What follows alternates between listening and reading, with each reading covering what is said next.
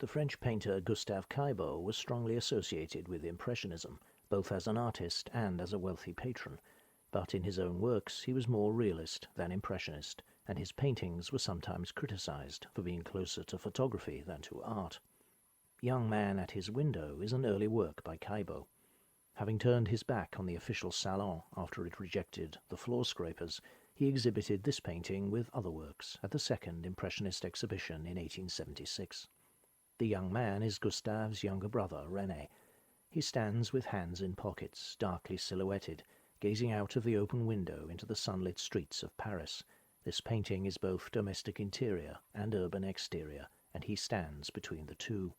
His face is turned away, his mood unreadable, but he seems infused with an edgy disquiet, creating a sense of pervasive psychological tension, reflecting the nervous restlessness of modern urban life.